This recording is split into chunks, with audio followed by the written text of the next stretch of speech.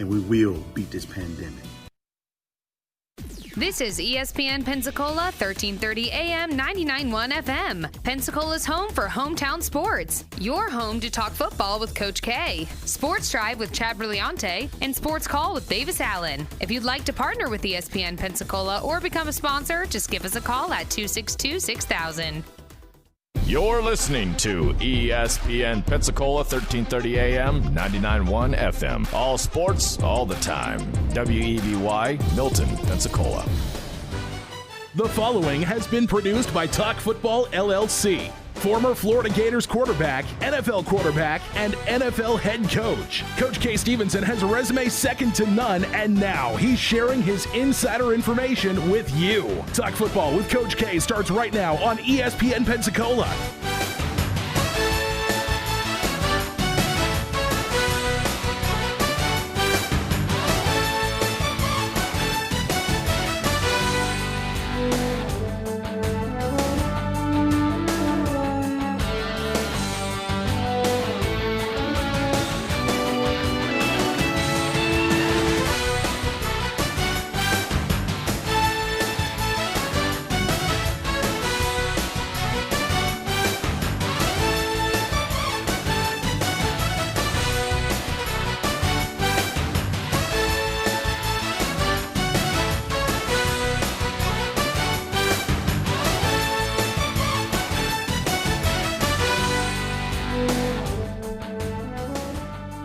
Talk Football with Coach K.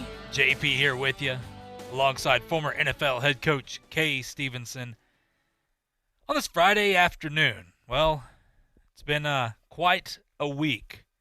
A tumultuous week for some. For some, you've got quite a bit of positive signs moving forward. So I guess it depends on who you root for. For my Oregon Ducks, it's been quite the week. Now I'm officially a Florida Gator now. I've moved over this year, maybe forever. Who knows? I do like the Gators. I love Kyle Trask. Coach, I know you're a former player there, so that's a positive as well. I got some insight. But, look, we got a lot to get to today. Obviously, some breaking news. Joe Ford downstairs with News Radio just gave me some breaking news about some high school football as well. We'll talk about that in just a moment. I hope you're doing well, by the way. I want to throw that out there for everybody. With everything going on right now, not just COVID, hope you're having, a great day. Hope you have a great weekend. Maybe have a little rain, but nonetheless, with everything going on right now, I just hope everybody is doing well, staying safe, of course, protecting yourself and protecting those around you. That's how we're going to get through this thing, and I don't need to say any more about that. But what I will talk more about is, we're going to thank our first responders and our healthcare workers. We do it every day, and we're going to continue to do it. I think it needs to be said, and we're going to say it here. What these folks do, putting themselves out there on the front lines each and every day, it's truly amazing, truly heroes out there. And, I will say this for some, obviously, with some unrest in our country, don't let a few bad eggs ruin it for everybody. You can't compare a couple people to everyone. We have so many great, not just here in our community, we do have some great ones in our community, but all over our country, so many great fearless people, from police officers to firefighters, EMT, all these folks out there, fantastic nurses and doctors. I mean, our healthcare here is fantastic. And, we're going to get through this, but these folks have been putting themselves out there on the front lines this entire time. And look, the greatest thing about it, to me personally, is hearing the support they get from the community. That is awesome. So for those folks, we thank you so much. While we're thanking folks as well, grocery store employees, truck drivers, all the essential workers out there, we thank you so much. And guys, once again, I say this every day, but I think it's important because I still go to grocery stores and places like this and see people getting aggravated. Throw on a mask, obviously. This is not a political statement. This is to protect everyone, not just you. Protect everyone here as long as you can. Obviously, it won't hurt you. Please do that and take your time going about your business. Respect other people. If there's arrows going down aisles, follow those arrows, folks. It's a small little maybe inconvenience to you. I wouldn't even call it an inconvenience, but it will say it is what it is. It's an inconvenience that can help a lot of people and help us get back to normal. These folks don't want to follow these protocols any more than you do, but it's important that we do it right now. So with that being said, Coach, on this Friday afternoon, how are you doing today, my friend? I'm doing well, JP. Thank you. And as always, I appreciate, and I'm sure that our listeners appreciate as well, the gratitude that we try to get out there to those first responders and truck drivers and grocery store workers and EMS people, all the people that have put it on the line for us. I really, really send my thanks along with yours. Absolutely, Coach, and you've mentioned it before. We could talk for hours upon hours on this to do our due diligence on it, but you know what? Even these folks, talking to them, they want to hear some football. That's why you're tuning into the show, and that's what we're going to give you, but we do thank all those people involved. Look, Coach, I will jump to some college football news real quick. This was brought up to me by Joe Ford. Look, FHSA voted to start on August 24th for practice. With the permission of schools, they can make their own schedule, meaning they can start in late September if they choose here. Now, there's obviously a mixture. We understand that in our area, there's I think they're going to have their own vote. I don't know when that will be. I believe it's next week or maybe later on today. I'm not sure. When we talk to those guys like Roger Mayo and Joe Williams, let you know what their decision is as well. But right now for the state of Florida, August 24th, they're able to start practice. So that's look.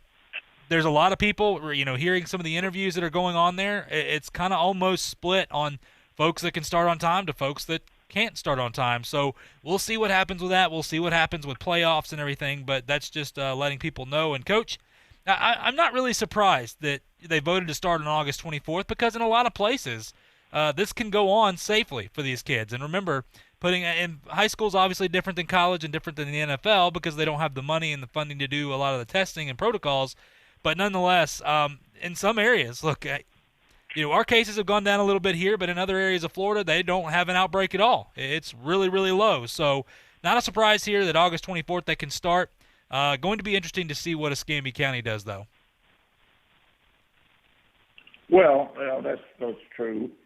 I have to say, and I'm an optimist all the way on this whole thing. I hope that they all play and have no problems.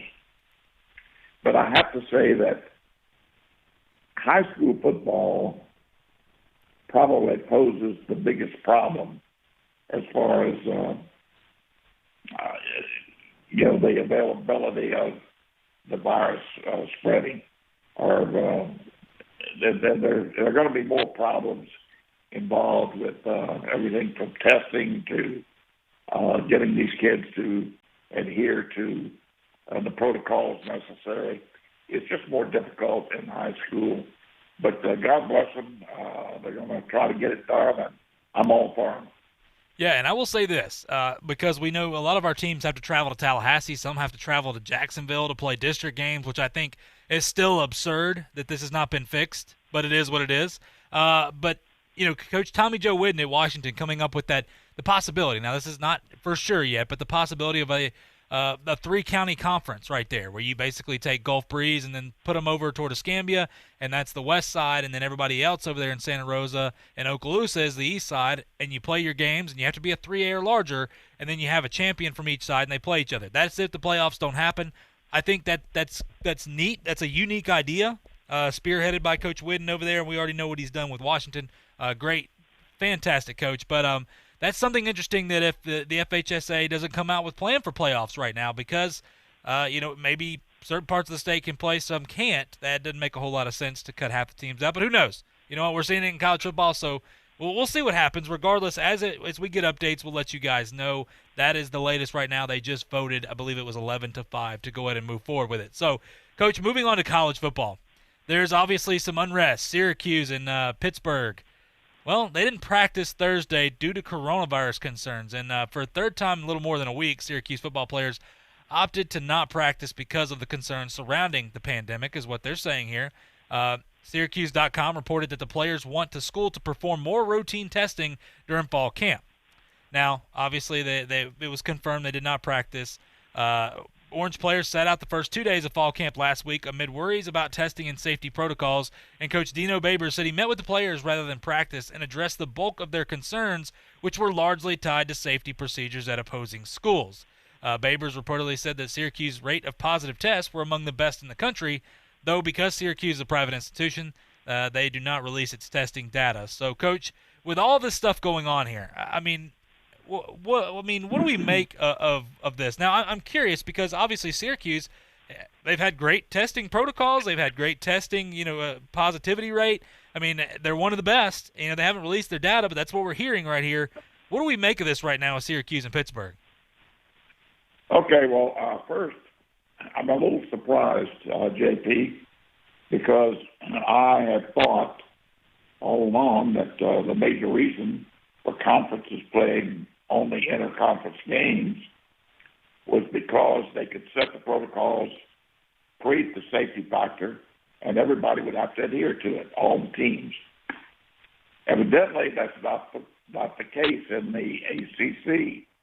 I think it is in the SEC, but evidently, Syracuse, I understand, had only had 2 tests so far. There needs to be more testing.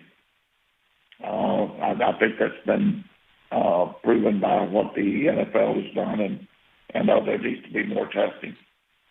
And if Clemson is testing every day, and Syracuse is not testing but once a week or twice a week, there's a problem.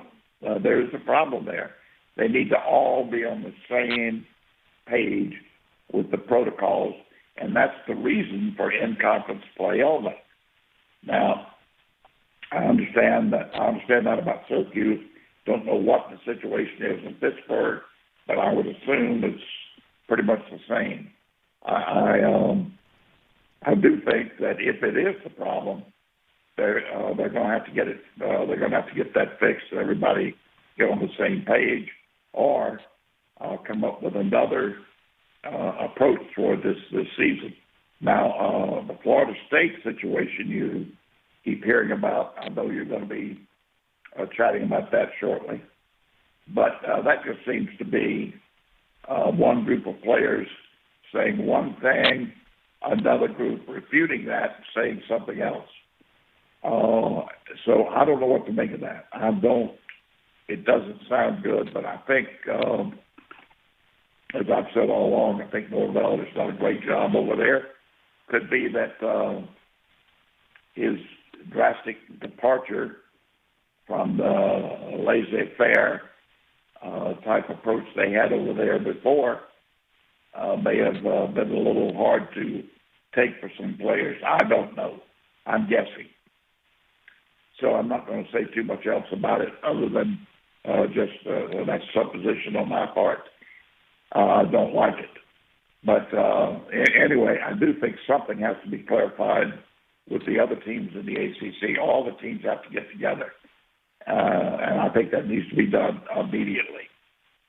Yeah, I think that's a great point, Coach, and that's the like you said, the point of playing conference only is because your conference follows a set of protocols. We know that obviously the NCAA has stepped back and all this stuff, so these conferences have set their own protocols in this and what they're going to do. And you're right, if Clemson's testing every day or every other day or whatever it is, and then you've got a team like Syracuse or Pittsburgh, it's testing maybe once or twice a week, there is a problem there. And for those guys, hats off to you. You know what? I get it. I do. And that's obviously the concern in all this. With Pitt, I will say this. They had, I believe it was 6 players that tested. Well, they had symptoms that had been tied to COVID-19. The players have all been tested.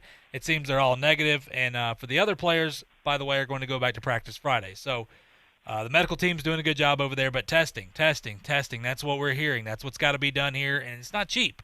That's why a lot of these schools have bowed out. Let's just call it what it is. But with the Florida State situation, Mike Norvell said, it's disappointing to see what was said. We've been very open and transparent throughout this process. We had a voluntary camp. We've had voluntary summer access.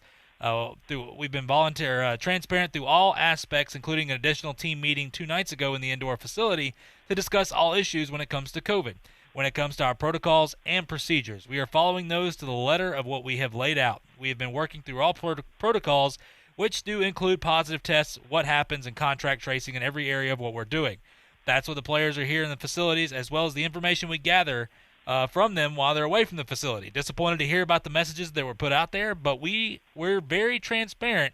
You use that word multiple times, obviously, throughout this process. And once again, we've had a voluntary policy with all of our players, all of our staff throughout this camp, and all mandatory summer access. The problem I have with this, Coach, and I don't know, I think it's obviously the media goes, see, Florida State's hiding stuff because 1 or 2 players comes out. It is what it is. We know how the media can be on a lot of these things. A lot of these people want to see of college football canceled. I'm not going to get into all that, but it is what it is. That's just facts. Whether you like it or not, that's just facts. So do I want to see college football? Yes, I do. But at the same time, I also want to do this as long as the players can be safe as they can in all this. So with that being said, Coach, like you said, this is something that we talked about before. What I'm hearing, the rumoring going on, because there's only a few players that are saying this. Now, we saw with Marvin Wilson. Big Marv came out whenever, Norvell was talking about social justice issues and said, I've sat down with my team and I've talked to him, and he was like, no, you didn't. You didn't do that. They got that solved, and that was good. That all worked out for him. With this situation, that was everybody coming and saying, no, Coach didn't say that. Now this is a couple guys that are saying, well, they're making us hide this. If this was the case for a lot of people, I feel like guys, obviously more than a few guys, would step out and say, hey, look, this is what's going on. See, he's lying. They're lying to you. They don't care. They just want to line their pocketbooks and all this other stuff. In this situation, I don't know. Now, this is what I'm hearing. This is what I kind of understand it. Remember when Taggart was there. Now, we have to – I'm not – once again, not criticizing anybody, not throwing anything out there. This is just pure speculation, which is tough to do. But it does make you think a little bit. When Taggart was there was a lot of problems. Guys were running rampant. They were able to do whatever they wanted to do, and we saw that on the football field. Florida State fans have to admit that. They were one of the worst penalized teams. They had a lot of problems off the field. The guys just not selling out for the program. You saw it during the games. Guys would take plays off. This was a problem, and that's why Taggart was gone, is because there was no moving forward on any of this. We didn't see any progression. Now, Norvell, and I've read a lot of stuff about this, and it's just purely what I've read now, obviously, but there's a lot of guys that didn't like what Norvell was doing when he came in, because remember, Norvell demanded that this is what we're going to do. We were going to be the best team out there, but it's going to stink. We're going to go through a lot of tough times, and you're going to have to change the way you do things. Now, if you're a Florida State fan, you love that because you want to see change. But with that being said, is this one of the things where a couple guys obviously aren't happy because they're having to go through some of these other processes maybe they don't want to do? Maybe they don't like the way Norvell's coaching. And we know, you can say it however you want to, that if a guy doesn't like the way a coach is doing something, we've seen them voice their opinion. And that's just how it seems that life is now. I mean, social media is run rampant. So, Coach, I don't know. I'm not going to say one way or the other, but it is something to think about here. And it is odd to me. If you see a couple players say it, but the rest of them don't, something just doesn't add up here. Well, I would agree. I mean, there's something fishy about that.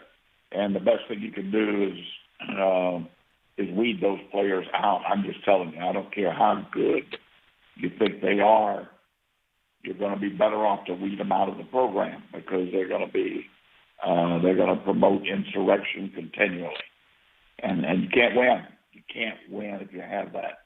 Yeah. I still have a problem that no one has addressed the key question. Everybody wants to say this is for the health and well-being of the students, of the players, but they haven't addressed the real problem. If we let them all go home or become normal students on campus, not under the protocols of our athletic department and our football team in particular, are we doing them a favor? Are we helping them stay clear of any infection from the virus? The answer overwhelmingly on that has been no. But do you see that anywhere? Do you see anybody addressing that problem? And then they say, well, there could be continued problems with the heart following this virus if you get it. Well, does that mean that there's more problem with the heart? If you play football, I understand you have to get the virus first, if that is the case. So are you better off? Are the kids better off? Are they going to have a better chance in life if they're under the protocols set in place right now in the disciplines of the athletic department, or just to turn them loose and let them go? Now, I would say to you the evidence is overwhelming that they're better off under the confines of football programs. The other thing that is very evident to this, hey, I don't mind saying it. I'll say it anyway. And if you notice the predominance of mainstream media under the pressure from their allies who would like to see the season disbanded and no football played, have tended tremendous support toward no football this fall. And you're going to continue to see that. You're not going to see, listen, these people are very bright adults with outstanding medical people giving them advice. If there were problems, they wouldn't play. I'm just saying, take a look at the whole picture here, because it's really cloudy if you don't take a look at it thoroughly. Anyway, I probably said too much, but that's what I believe sincerely. No, and that's right, Coach. And look, it's sad that they're reading some of these things. People are rooting for kids to get sick so they cancel football.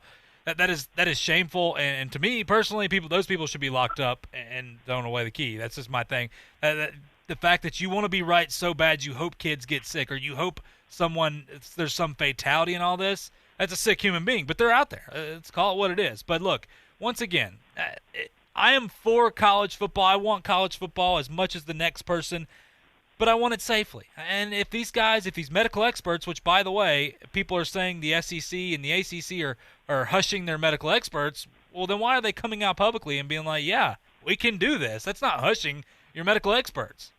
The Big 12, same thing there. The Big 12's talking about you got to be able to do an echocardiogram and things like this to be able to check out. They got so many protocols in place, and people are like, that's a pretty good idea. Yeah, that's what they're doing in all this. So, for the Pac-12's medical advisor to come out and criticize the SEC, I find it laughable.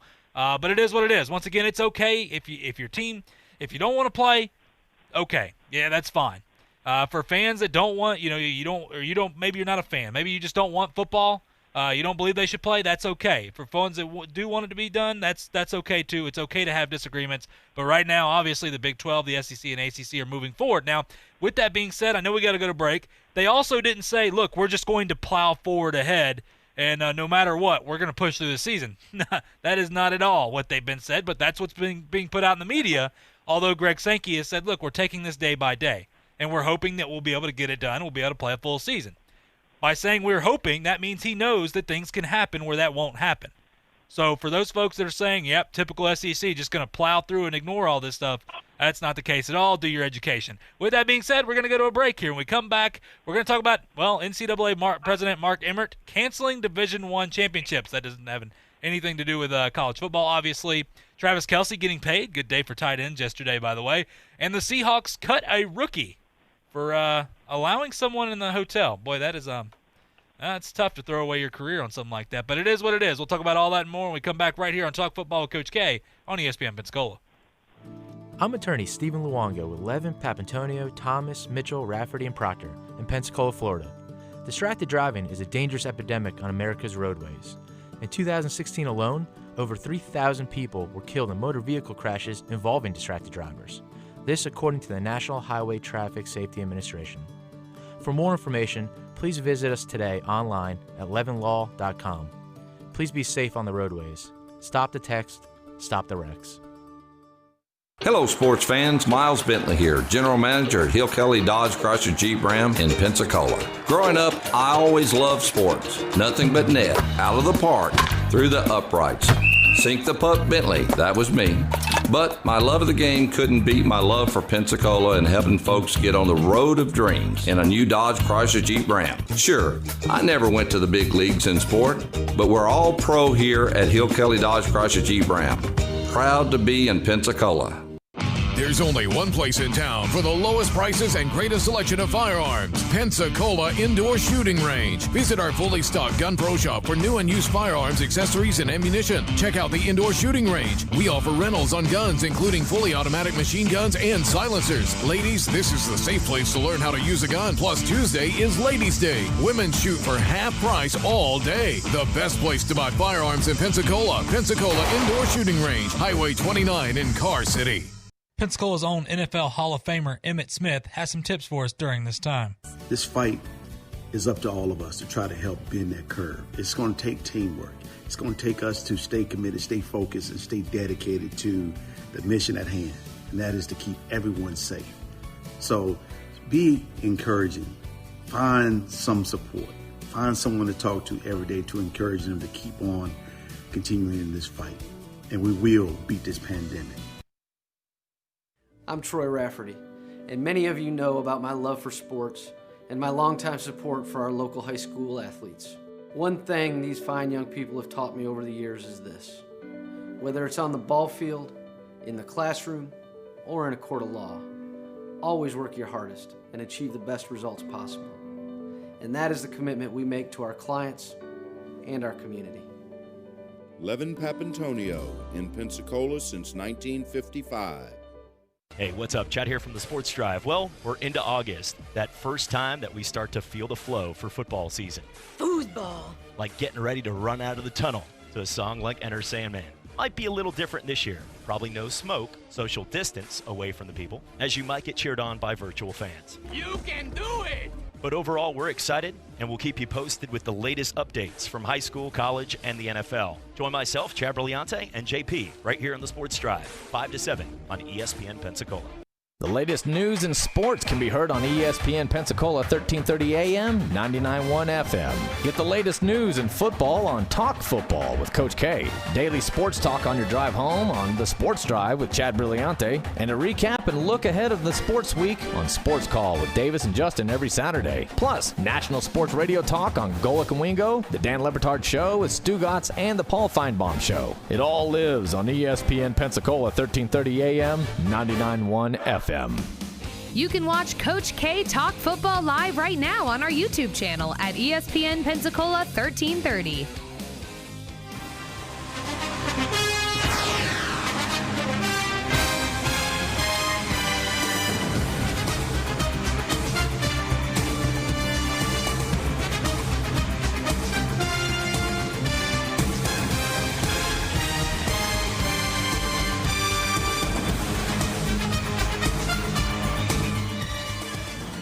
Welcome back to Talk Football with Coach K.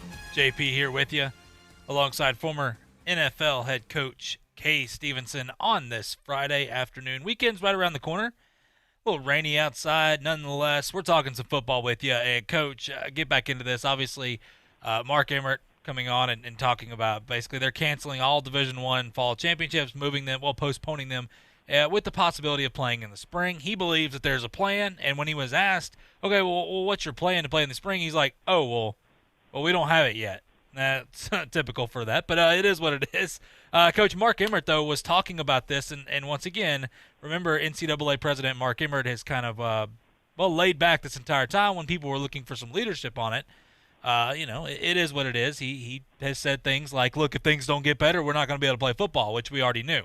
And this was probably about 3 weeks ago. But anyway, he said on Thursday, he made it clear that the NCAA has no authority to tell the SEC, ACC, or Big 12, or any other conference or school for that matter, that it can't play college football. We have no authority to do that. And he said, basically, we don't have the authority to say to a school, yeah, okay, we know that your conference isn't playing and that you want to go ahead and play over here.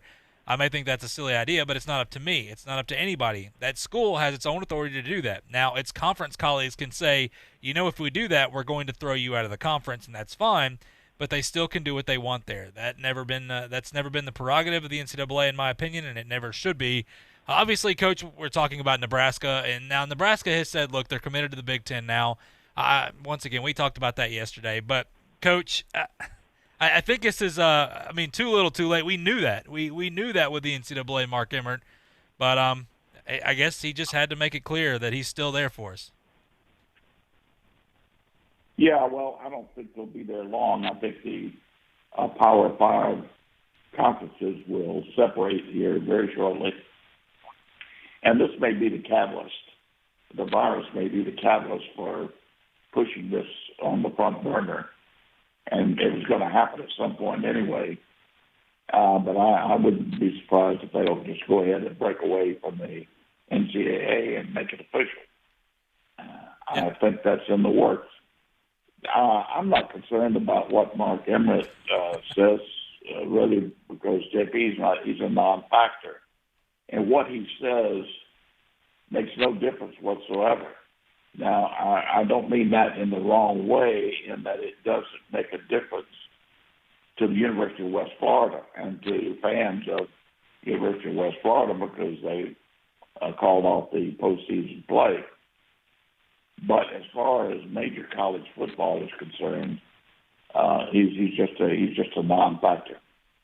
That is 100% true. I will not fault that at all, and I don't think, pretty much everybody would fault that either. So you're right. And, Coach, jumping on over to this, moving through this, obviously, the Kansas City Chiefs, look, they continue to spend a little bit to retain their stars from the Super Bowl. They agreed to a 4-year, $57.25 million contract extension with Travis Kelce. This is an extension. Now, remember that George Kittle yesterday got a 5-year, $75 million extension. Got $40 million guaranteed, by the way, just in case. When you look at this, Travis Kelce's deal was $28 million in guarantees. I laughed because so many people were upset. So many people were upset the fact that, because there's people, and that's okay, that believe Kelce's better than Kittle. I said I believe Kittle's the most complete tight end. Travis Kelce's darn sure a good one. I mean, you could argue one's better than the other one. That's fine. But for Kittle, he just does so much for that team, and a team that doesn't have offensively all the stars that a team like, Kansas City does when you look at it. But it is what it is. Anyway, Coach, I do want to make people understand this, that Travis Kelce's a little bit older. I believe he's like 5 or 6 years older than George Kittle. So, 57.25, not bad for a tight end there. But, Coach, once again, another tight end getting paid here. For Travis Kelce, we talked a little bit about this yesterday. Not going to spend a whole lot of time on it, obviously, but George Kittle and Travis Kelce, in your mind right now, those are the two best tight ends in the NFL?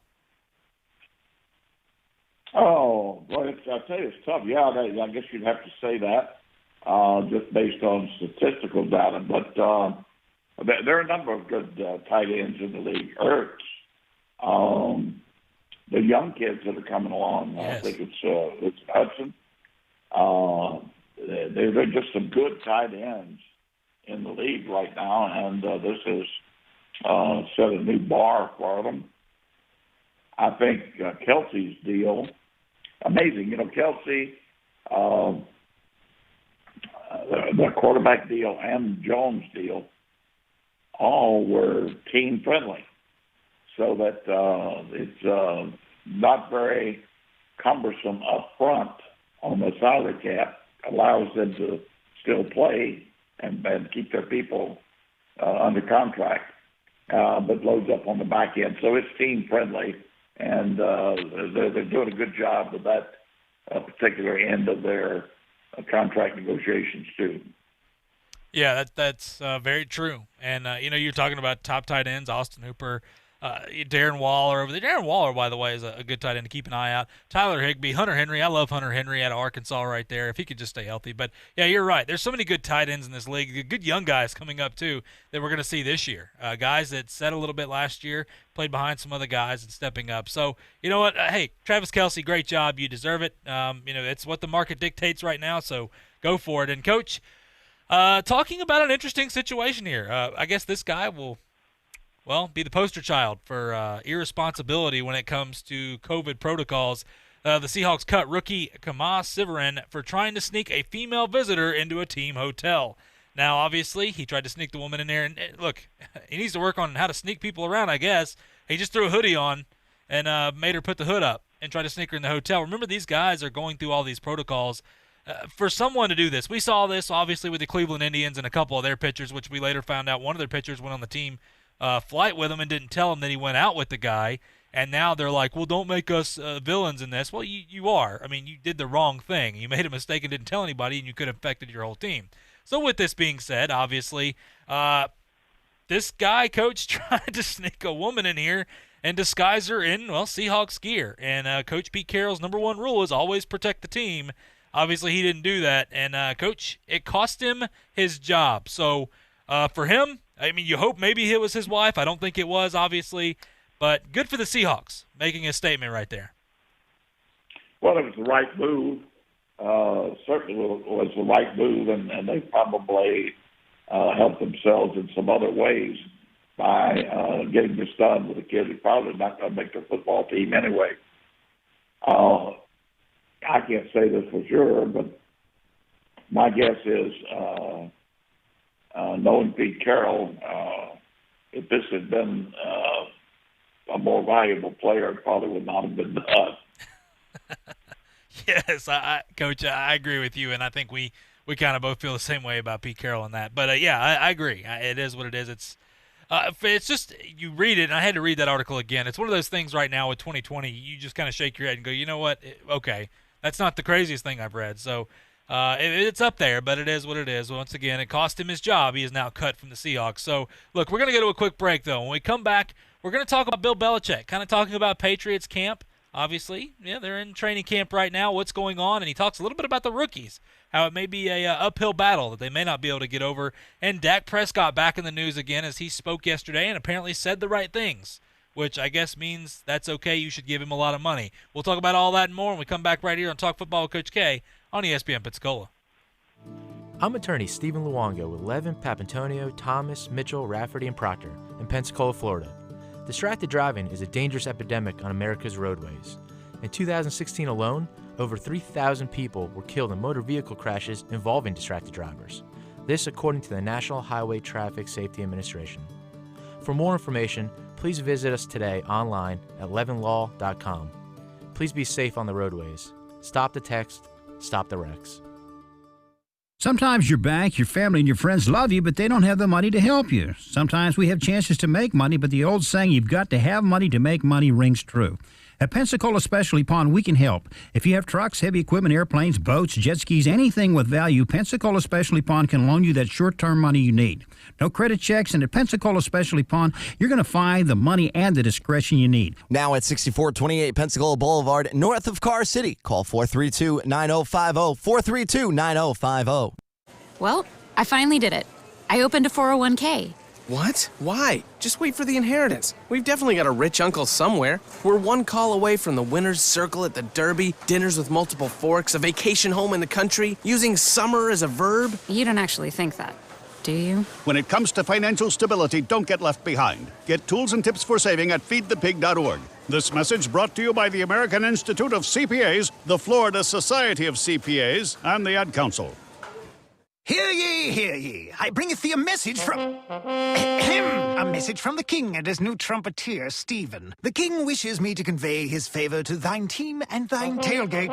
Not yet. He invites thee to let the Bud Light flow forth. And he also wishes me to tell thee that he toasts thee. Waiteth until the end, Stephen! With game day's favorite light lager and the slogan of his kingdom... Oh! Dilly dilly!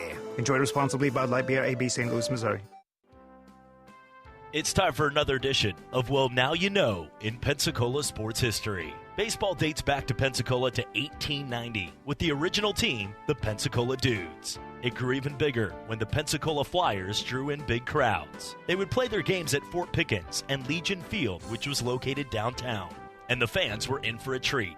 In 1928, the New York Yankees, with players like Babe Ruth and Lou Gehrig, had a chance to come to Pensacola to play the Flyers as part of a Southern spring training tour. Over 3,000 fans turned out for a game that, yes, the Yankees did win 12-2. Legion Field eventually moved to Admiral Mason Park in 1952 on 9th Avenue in Bayfront, named after Charles P. Mason, the Vice Admiral of the Navy, and a huge baseball fan. As almost 70 years later, the baseball tradition continues with the Blue Wahoos downtown. This has been another edition of Well, Now You Know in Pensacola sports history.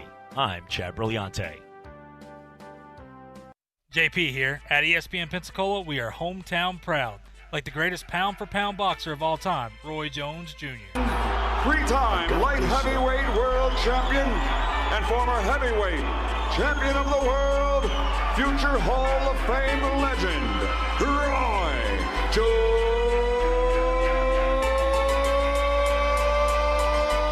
Jr. What up? This is your boy Roy Jones Jr. and you're listening to ESPN Pensacola. This is Davis Allen from Sports Call with Davis and Justin, and you're listening to Talk Football with Coach K on ESPN Pensacola, 1330 AM, 99.1 FM.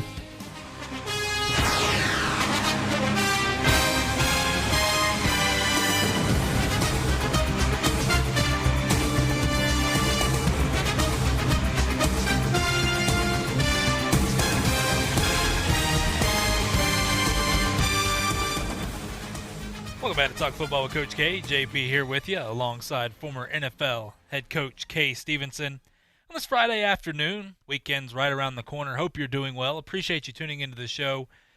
Coach, talking about Bill Belichick. Now, look, you talk about some crazy off seasons. We talked about the draft, and look, he did a good draft. He drafted some guys on that defense that were going to help, some athletic guys, some good young rookies coming in here. A lot of their guys, obviously, I believe 7 guys have opted out, or 8 guys have opted out from that team.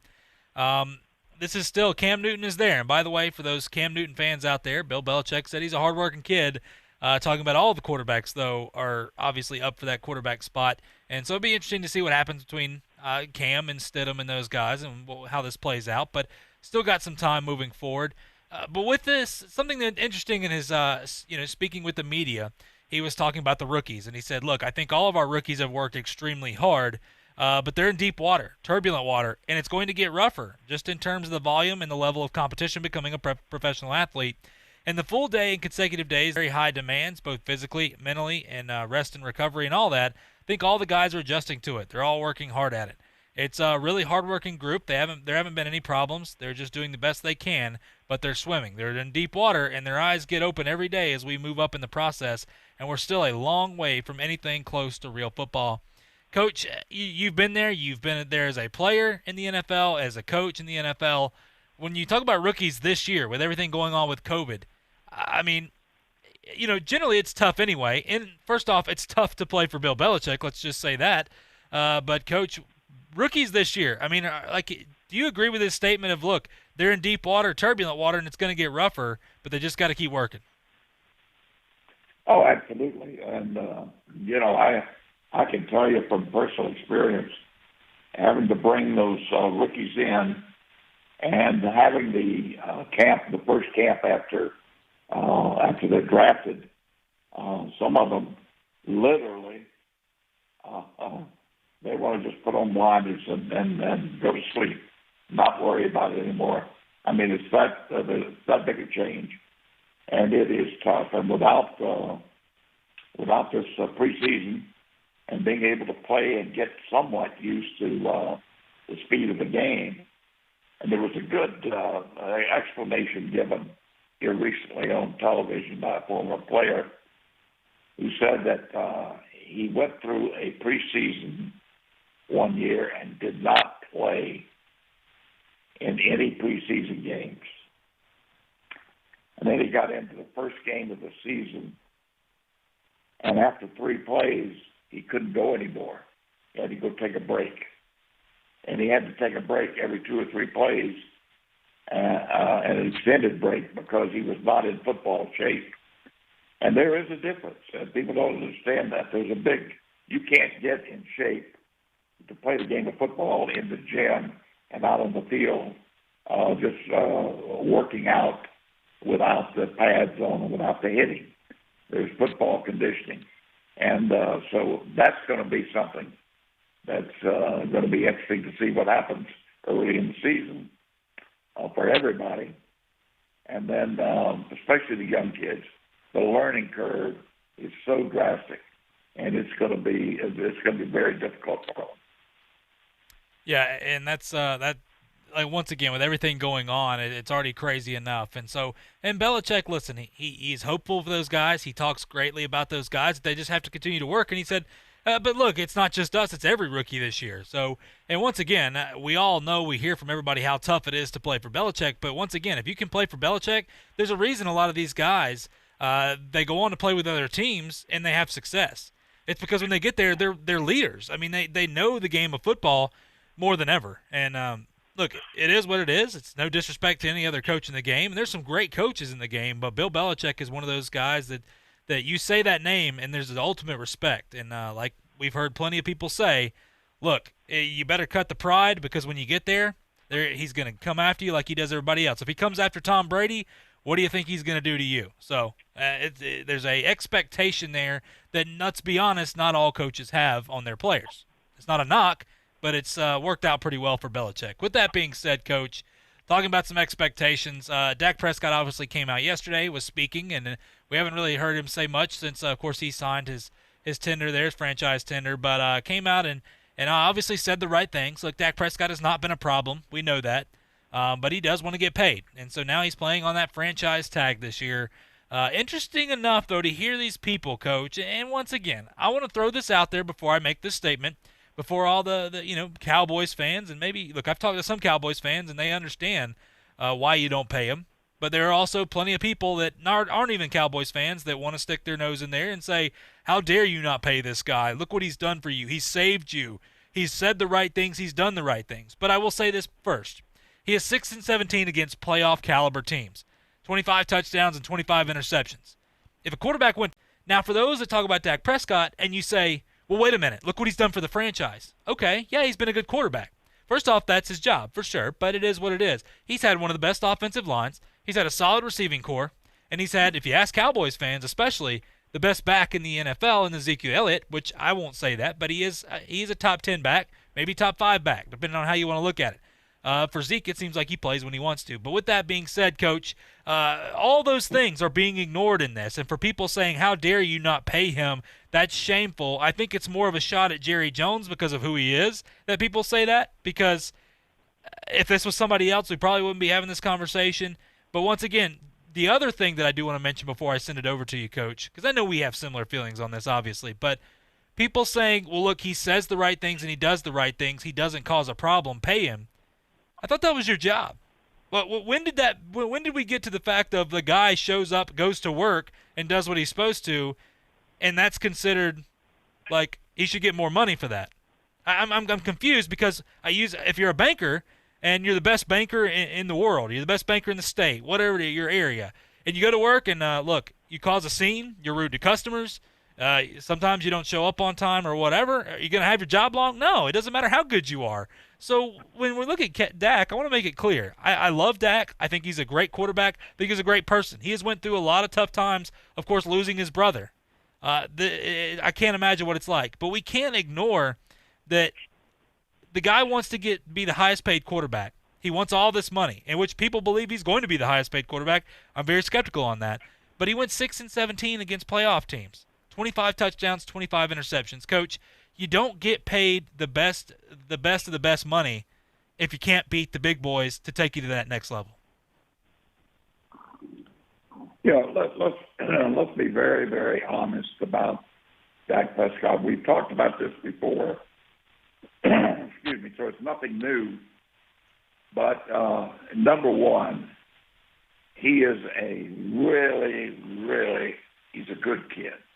He's got an outstanding personality. He gets along well with others. I like him. You couldn't help it. You'd have to like Dak Prescott. His quarterbacking ability is not bad, but it is not where you have to be to catapult a team into the playoffs and on to the Super Bowl. It's just he doesn't have that type quarterback ability. And the stats that you gave are proof of that. Now, what you have to understand, if you don't think that Jerry Jones and his family, they know those stats and know them very well. Those stats are most important to Jerry Jones. He knows that some way, somehow, he's probably going to have to find a way to get a better quarterback. So he's not going to commit the Dallas Cowboys to many years out with guaranteed money for Dak Prescott. So I think they're just exactly where, if you really put the whole picture together, they're where they have to be right now. They've only got 1 year of obligation left to him, and the door is going to be open for moving ahead like they feel they can if he doesn't take it to the Super Bowl. Yeah, you're right, Coach. And look, for a lot of those people that are, well, we're hearing the arguments. Well, who would you go get then? Who is better than Dak right now when you look at the quarterbacks available? Once again, if you're going to pay the big money, there's a lot of quarterbacks that are available. I'm just throwing that out there. And then you've got quarterbacks coming up in the draft, and I know that those are rookies, and we'll see what happens. But once again, so you're going to pay the guy the most money just because you're ready to settle. That's not how an NFL franchise has success. And for those that say, well, Dallas sure hasn't had success, I'm agreeing. It's been a while. But why do you just go ahead and do that? That's a big mistake in my opinion. But it is what it is. Coach, we're going to go to a quick break, though. When we come back, we're going to talk about Sean McDermott. We've had him on this show, the coach of the Bills, getting an extension. And Texas A&M Athletic Director Ross Bjork says, look, the SEC schedules will be released with dates next week. We already have the schedule. We just need the dates. And then Aaron Rodgers to the Bears. Well, Brett Favre has something to say about that. We'll talk about all that and more when we come back right here on Talk Football with Coach K on ESPN Pensacola. I'm attorney Stephen Luongo with Levin, Papantonio, Thomas, Mitchell, Rafferty, and Proctor in Pensacola, Florida. Distracted driving is a dangerous epidemic on America's roadways. In 2016 alone, over 3,000 people were killed in motor vehicle crashes involving distracted drivers. This according to the National Highway Traffic Safety Administration. For more information, please visit us today online at levinlaw.com. Please be safe on the roadways. Stop the text, stop the wrecks. Hello, sports fans. Miles Bentley here, General Manager at Hill Kelly Dodge Chrysler Jeep Ram in Pensacola. Growing up, I always loved sports. Nothing but net, out of the park, through the uprights. Sink the puck Bentley, that was me.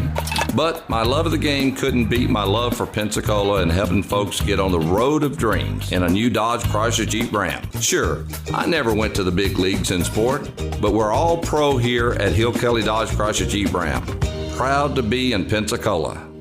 There's only one place in town for the lowest prices and greatest selection of firearms. Pensacola Indoor Shooting Range. Visit our fully stocked Gun Pro Shop for new and used firearms, accessories, and ammunition. Check out the Indoor Shooting Range. We offer rentals on guns, including fully automatic machine guns and silencers. Ladies, this is the safe place to learn how to use a gun. Plus, Tuesday is Ladies' Day. Women shoot for half price all day. The best place to buy firearms in Pensacola. Pensacola Indoor Shooting Range. Highway 29 in Car City.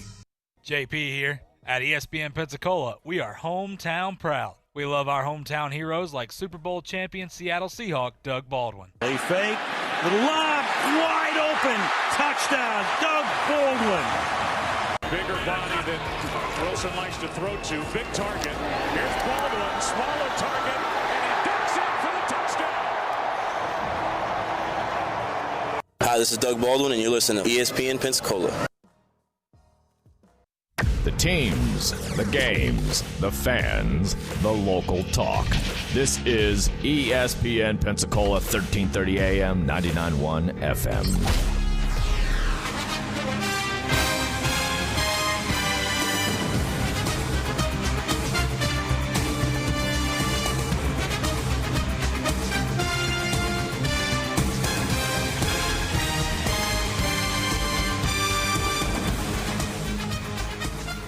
Welcome back to Talk Football with Coach K. JP here with you alongside former NFL head coach K. Stevenson. This Friday afternoon, appreciate you guys tuning in here, the final segment of the show. Going to try to knock out some of these stories, Coach. Look, the Buffalo Bills, Coach Sean McDermott, we've had on this show before. Awesome guy, by the way. Has done a great job with the Buffalo Bills, to say the very least. They broke a playoff streak. The past 3 years he's been there, he's taken them to the playoffs twice. This is a team that we look at, and they're moving in the right direction. They've got, obviously, some young players, bringing them in, and like Josh Allen at quarterback, that we're waiting to see what's going to happen. What's been tough for him that he's played in that division with Bill Belichick. But nonetheless, you look at it, Tom Brady's gone, so a lot of people believe it's his opportunity to step up here. I still say pump the brakes because although it will be tough for the Patriots, we've seen Belichick come through before. With that being said, the Buffalo Bills signed Coach McDermott to a multi-year contract. Coach, when you look at this, it extends him through the 2025 season. Look, with him never being a head coach before, you look at until he jumped with the Bills here, I think, first off, regardless of whether he had been a coach before, head coach before or not, he's done a fantastic job. And I really think this is a great move for the Bills to go ahead and lock him up. And I really think that, look, if you're a Bills fan, the future's got to be bright. I know Belichick's doesn't seem like he's going anywhere anytime soon, but for that Bills program, they are getting better and better, it seems, each year. Yeah, I think it's a good move on that part at Buffalo. Sean's done an outstanding job there, and he's built a good football team, sound, solid football team, good defense, outstanding defense, good offensive line. They do a good job running the football. They get good to very good quarterback play, they're going to be tough to beat. But that's a good move on their part. Yeah, absolutely. And they lost some of their guys in that defense, but that defense is they're revamped and they're going to be ready to play. And that's one thing with Coach McDermott. All right, Coach, I'm ready to hear you guys talk again because you guys were talking about some restaurants there in Buffalo that it got me hungry. And me and Chad were talking about that the other day.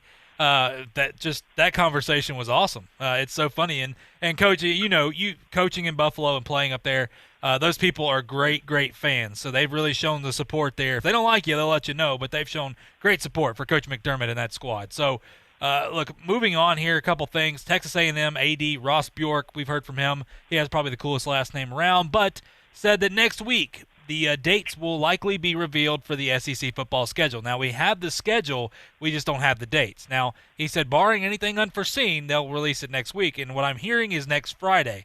Whether that's true, we'll see. We know, look, it's day-by-day process on this, but look, SEC fans, you may have those dates, those games, and he did say that, look, a lot of these schedules are going to be mixed up, not like you normally are used to seeing, so that's going to be interesting to see how that's going to play out. Coach, real quick here, obviously, Aaron Rodgers to the Bears is a question mark, and it's not anything going to happen yet, but Brett Favre said he would love to see Aaron play for the Bears. He's talking about he believes that Aaron's time in Green Bay, he's seen this story before, although it is a little bit different, his time's running out. And so, Coach, with that, I ask you the same question. I know we've talked about this a little bit, but do you believe with the moves that have been made right now, kind of what you feel, just your feeling, obviously, that you believe Aaron Rodgers' time in Green Bay may be coming short? I really do. This is very subjective on anybody's part. And saying where you think he's going to go at this time is rather ridiculous, really. So I think could change drastically. I really see him maybe this year and next. Could be after this year. Depending on how things go. But he's got a tough way to go because they didn't help him at all. Yeah, that's rightfully so. And look, Bears fans are like, yeah, we love to see him play quarterback for us too. So, but look, that's just for those out there. If you're just tuning in, that is what Brett Favre said he would love to see him play for the Bears. That doesn't mean that's going to happen, and it might be highly unlikely just because of the situation. Coach, Fox Sports is talking right now with the XFL in a partnership to get this revamped and going in the spring. I know we've talked about it a little bit, but once again, when you look at the XFL, I think, look, no better time than the present right now with everything going on. And that's, look, if college football plays in the spring, we both talked about this. Ryan Day said, listen, I want to play in January, early January if we do this. A lot of people are like, well, I don't know if we can do that. So there's a lot of speculation. They have no idea right now. But, Coach, we talked about this, getting these reports and getting broadcasting going. The presidents and owners for these teams have talked about ready to get this to roll. They're ready to play in the spring as well. There's a lot that has to be, has to go right for this. But, Coach, I think it's a positive sign to hear there's a lot of broadcasting partners that are looking to partner with the XFL. Well, we've said before on numerous occasions, and it's still true, spring football, basically for pro football in the spring, I don't see major college football being played in the spring. And I think it's ridiculous for Michigan, Ohio State, Wisconsin to be talking about home games in January up there. Do you realize that would be? I can't imagine they would have anybody out there. But anyway, that's a little far-fetched. But for pro football or spring league, if you will, whether you want to call it, whatever you want to call it, if it's quality football, there's a market for spring football, and certainly these TVs know it, and they're going to be up for doing whatever they got to do within reason to get to get those television rights. So I see it happening, yeah. But they've got to prove that they're going to put a representable product on the field. I know in the World League we had very good players in that league. We could have played with many NFL teams. Yeah, and, Coach, who wouldn't want to play in 6 foot of snow in Wisconsin? That's all I'm going to say. But, hey, it is what it is. I agree with you. We've talked about that before. But, Coach, of course, it's time for us to go as usual. We didn't get to everything, but you know what? We'll do our best to get back at it Monday, but it's been an absolute pleasure, Coach. You bet. Look forward to it, and everybody have a great weekend. You too, Coach. And like Coach said, everybody have a great weekend. Stay safe out there. And as always, we'll be back Monday right here talking some football with you on Talk Football with Coach K on ESPN Pensacola. They decided to go in a different direction with Brett Brown. Ben Simmons will miss the playoffs after knee surgery. The St. Louis Cardinals are scheduled to resume their season tomorrow with a doubleheader against the White Sox. The team is asking all of the players to drive separately to Chicago in rental cars. The Cardinals haven't played since July 29th. When the PGA Tour playoffs tee off next week at TPC Boston, Tiger Woods plans to play. This weekend is the last chance to qualify.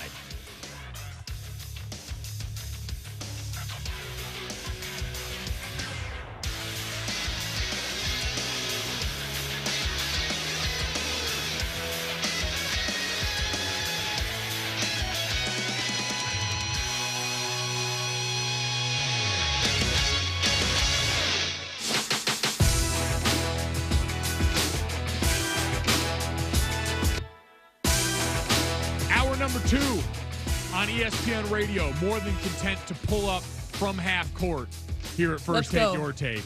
Mike Golick Jr., Chiney Agwumike. Chiney, do you have that shot in your bag? Do you have a logo shot in you? I absolutely have a logo shot, but it's like the granny, so it's better off like I need a running start, okay, or I can granny it. So you're like me when I'm trying to make like the halftime shot to win $1 million or something like that. Yeah, no, I'm not bad. I usually bank it from half court, but okay. I'm not. It's not like if I did that, my coach would be like, next.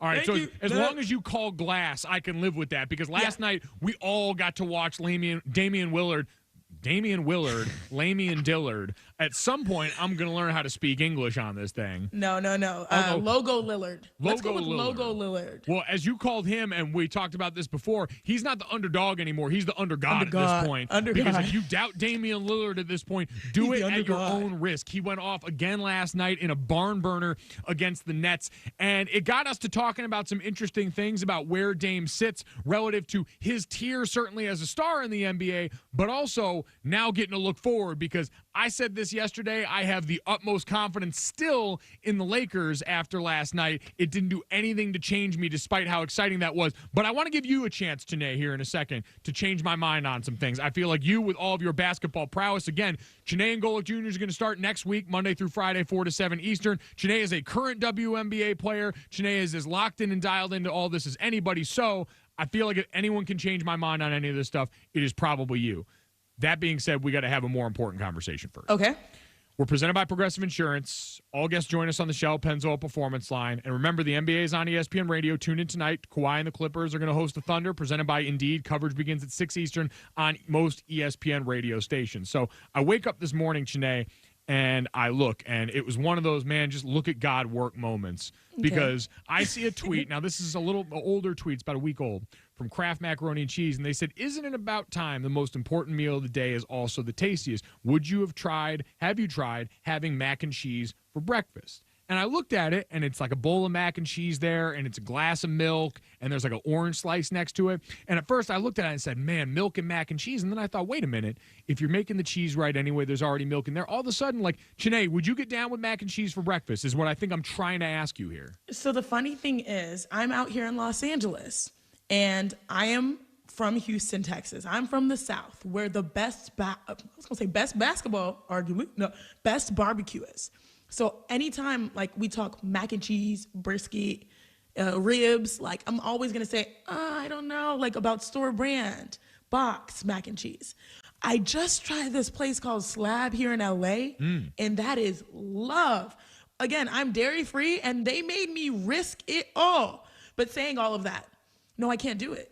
I can't do mac and cheese for breakfast. Like, that. Now, wait. And milk is not my delicacy either. Well, see, this was my next question, because the glass of milk there, like, I grew up drinking milk, and I'll never forget, like, the transformative experience I had the first time I was at a hotel, and you know how they got, like, the carafes of milk there, and they're not always marked correctly, and I'd grown up on skin milk, just like my eyes fully covered, Bird Box on the world of milk.